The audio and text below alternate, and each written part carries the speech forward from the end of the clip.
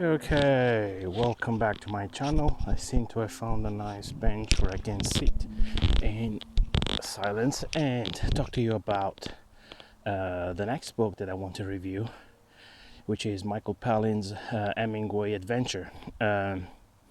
It's another travelogue, but sort of an unexpected one. And the reason it came about is just out of the blue, like most gems that you find.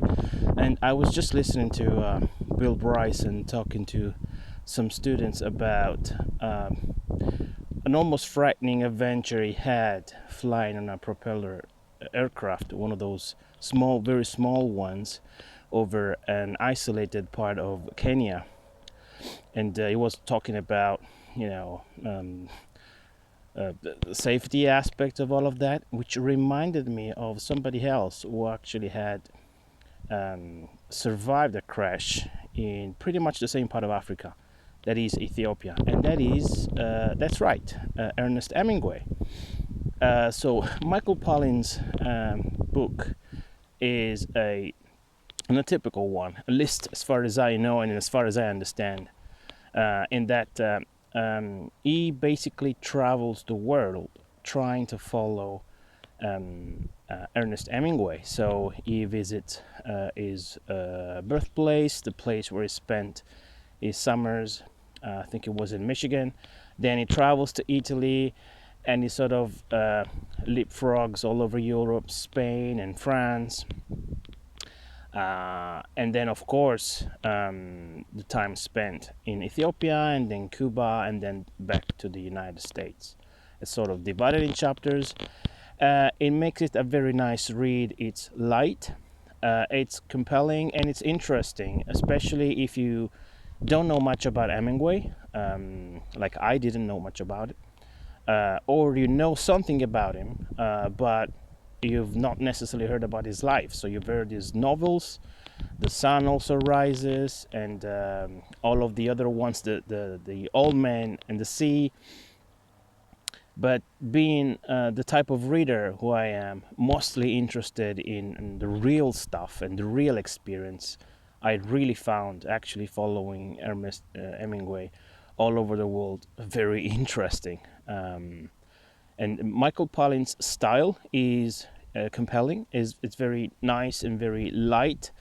He uses some descriptions, and like I said, this makes him a good fit for me, because I don't really like those writers who, like to spend lines and lines offering descriptions, and which sometimes become all too lyrical. And if you're not a native speaker, sometimes you struggle to understand the words, the single words. Sometimes you kind of miss the concept or miss the context altogether, depending on how difficult the writing style is to read. But none of this affected me. I was really pleased to have picked this up. And as a gem, there was something else that I was reading about him. Well, you have to know that Ernest Hemingway, and I'm not going to spoil it for you, really had a number of accidents throughout his life. He survived, I think, a bombshell in World War One. He survived this plane crash, and when he was in France, one night he got up, went to the bathroom, and then thinking that he was about to pull the cord that actually flushed the toilet, he was pulling another cord, and then a window that was right on top of him just came crashing down, and he hit him in the head. And I didn't make much of these incidents. It's just unfortunate. But then I read an article that said, well, Ernest Hemingway killed himself. And I'm not spoiling the book for you. Everyone knows this. You can read about this on Wikipedia. But there's something that's more to this. And that's the reason why he killed himself. And the reason why he actually tried to kill himself many more times before he succeeded. That is, all those incidents cause repeated blows to the head. And repeated blows to the head are known to cause CTE, which is a chronic traumatic encephalopathy. Um, and this leads to changes in mood,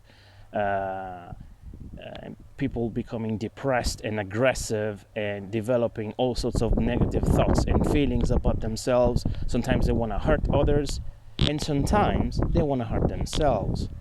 There is, of course, no evidence because Hemingway's brain, I don't know that it has ever been analyzed like American football players' brains have.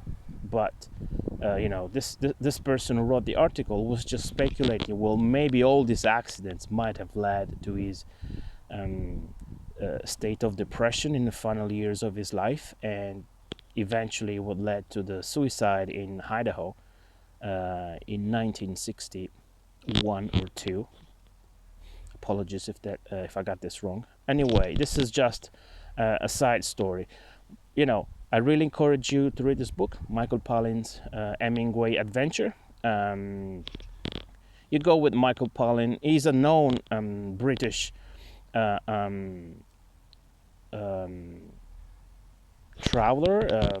documentarist. If you look him up on the BBC or on any website, you'll find something about him, including YouTube. There's some of his episodes have been broadcast worldwide.